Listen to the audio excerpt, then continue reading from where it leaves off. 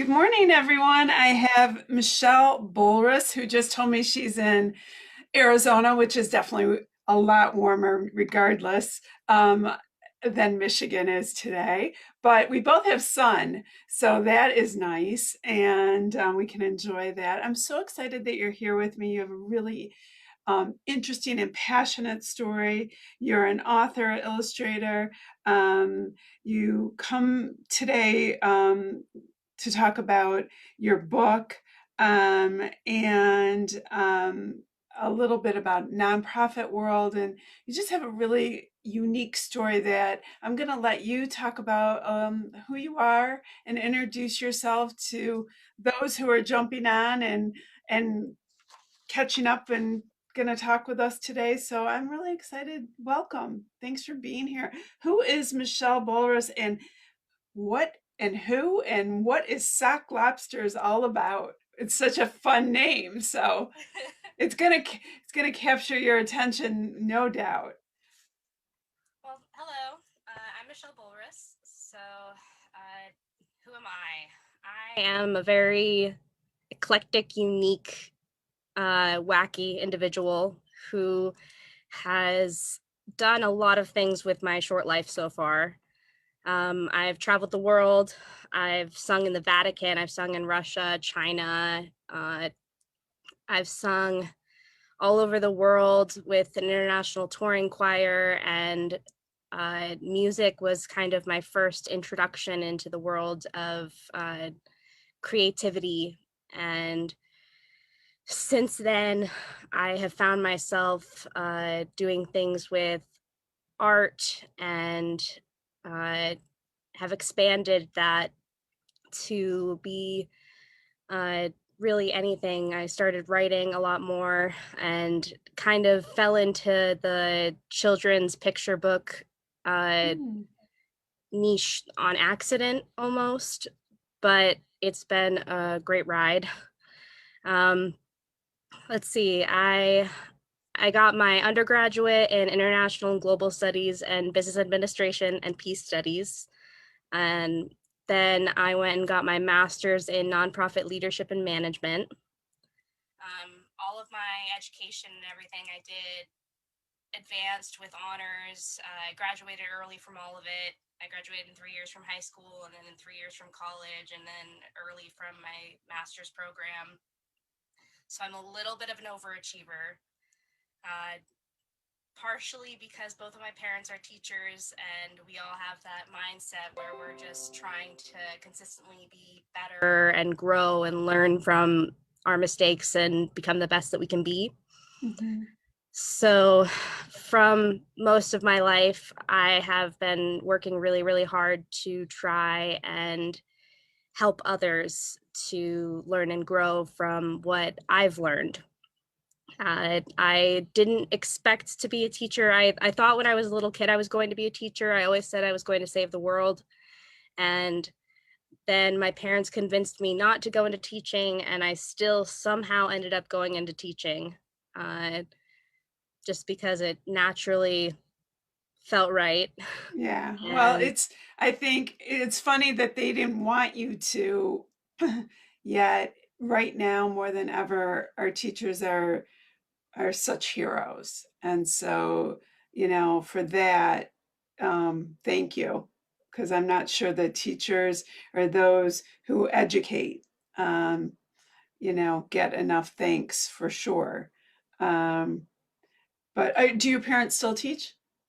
yes, so right now they're both teaching at Grand Canyon University.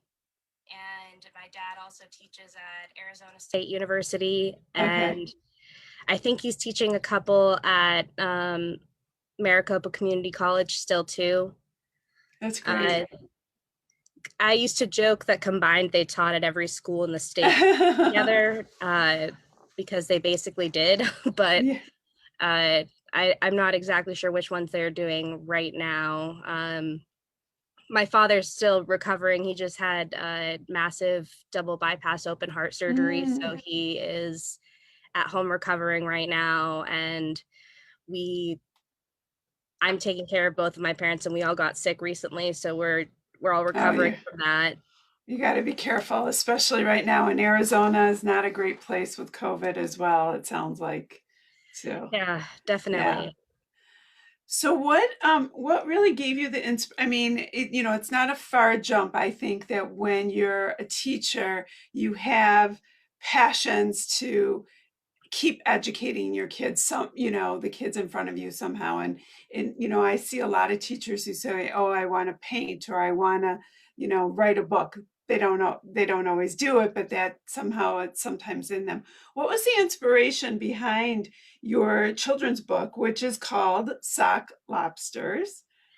So originally, uh, it was this silly song, the B-52s, Rock Rock Lobster. Lobster? Yeah, sure. Yeah, of course.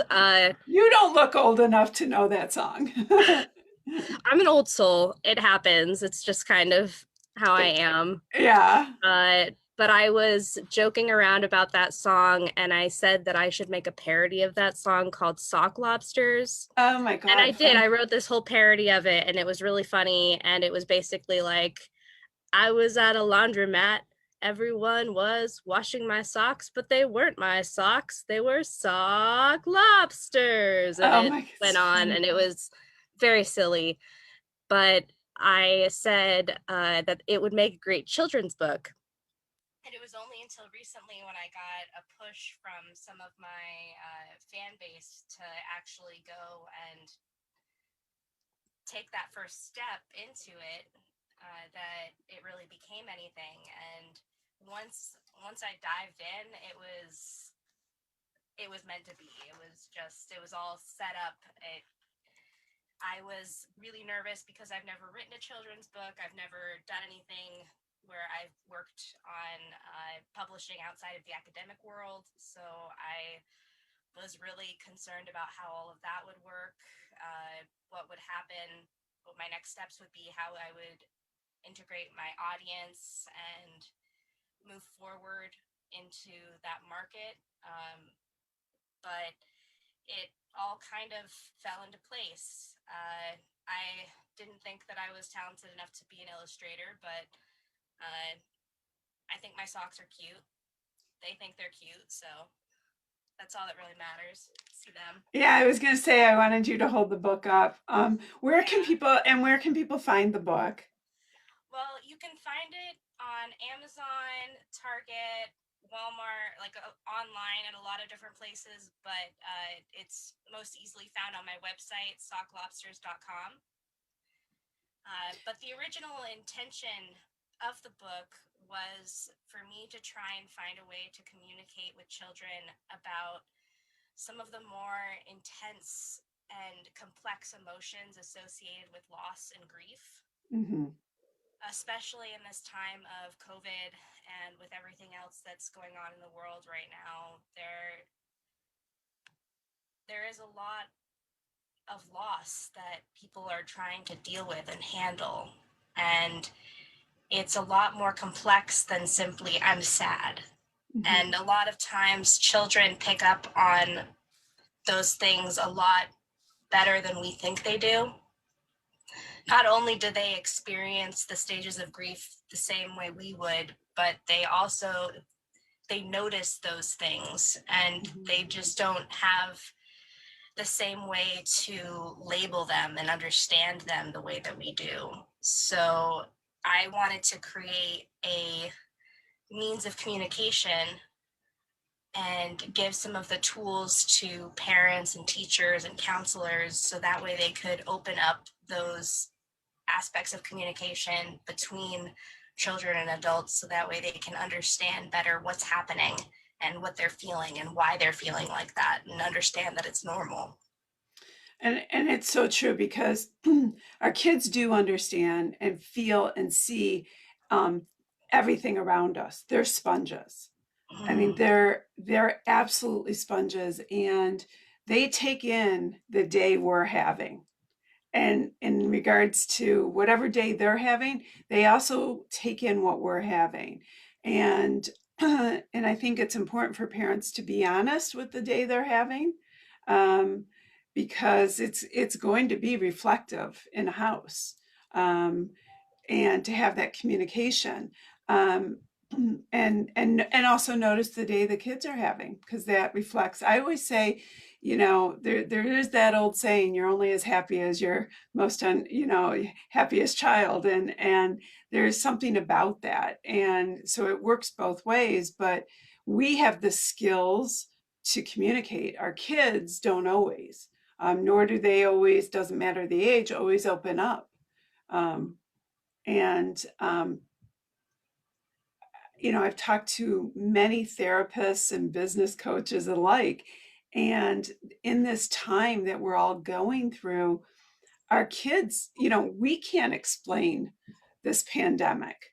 Um, we're having a hard enough time with it, let alone our kids. And all of a sudden, we've yanked our kids out of their social circles, away from their teachers. They're not seeing their grandparents or their friends, and so it's very challenging for them to be able to communicate. We're just sometimes saying, no, you can't see somebody, and because of this virus or whatever, it is a challenging time. What has been the feedback that you've gotten with the book, from kids and adults who are utilizing the book, um, for pure entertainment or as a learning tool? From kids, it's been I've gotten really good feedback. I mean, I've gotten really good feedback across the board, but I read this book out loud to the class. One of the characters in my book is after a little girl that I worked with. Her name is Emily, and I read it out loud to her first grade class. And some of their feedback was my favorite. I had a boy who was like, "It was fantastic, Oh, two thumbs up." And two thumbs up from a boy. I say you're yeah. there. And they were like, we love the characters, and they had really uh specific feedback that was really interesting. A lot of therapists and people in the mental health field have said that it opens a lot of opportunities for conversations that are really important, and that's what I've loved most about it. That's what I was going for with it, Mhm. because I know personally I've experienced some trauma in my life, Mhm. and that has inspired me to try to communicate with children about it, because it's not something that you can just brush past. It's not something No. that you can just ignore and pretend isn't there. It's always something that they feel just as much as you do, because they are sponges. Right. And I think we didn't dive deep into this in the short time that we have, but you come from a very authentic place in writing this book, that you have had trauma and things happen to you in your life, that you come from a very authentic place in writing this book, in that expressing, wanting to express yourself, and knowing that kids, um, going through things, need to be able to express yourself. And so the things that have happened to you, and knew that you needed to be able to communicate, somehow. And this was, through creativity, whether sometimes you need to write a song and sing a song, sometimes you need a book. And, creativity and finding the way to express yourself is so important for kids. And having, you give them a tool to do that is, again, so heroic of you as a Thank teacher you. and educator, and so important right now. The book is Sock Lobsters. Socklobsters.com is where you can get the book. What do you think's next for you? Well, it's going to be a series, so I'm already working on the second book right now. Oh, good. Okay. And it's the entire series is supposed to be a tool to help children to learn more about empathy in order to grow into more kind, loving, and mindful adults. Because I really think that empathy is the key to understanding the world around us and how to interact with it in a Yes. way that we can really help each other. Yes, So, I feel like your children's book should be something that adults should read. well, it doesn't have an age limit, so anybody is welcome to read it. It's definitely something that I made with the intent of helping as many people as possible. I think so. Oh, what a pleasure to have you here today. Please stay in touch. I'd like you to come back. I'd like to talk about the series and the book, so we can get the word out there. I'm glad there's no age limit because what I would say right now is there shouldn't be an age limit. I think there's plenty of adults who can enjoy a children's book with their kids and learn something from it too. I think that kindness, empathy, um, these kinds of conversations start in the home. Kids, this is where they learn, where they pick up things. And kids are great at teaching parents these kinds of things, but, you know, character starts in the home. And so this is a great book to read with your kids, help your kids. Socklobsters.com. I'll put it, it's on this link as we've been talking. And I hope people will share this. And I love our time together. So Thank you please so much. come back and talk to me about the next book for sure. I will. All right. Feel good and much love and health to your family. Thank you. All right. Have a great day.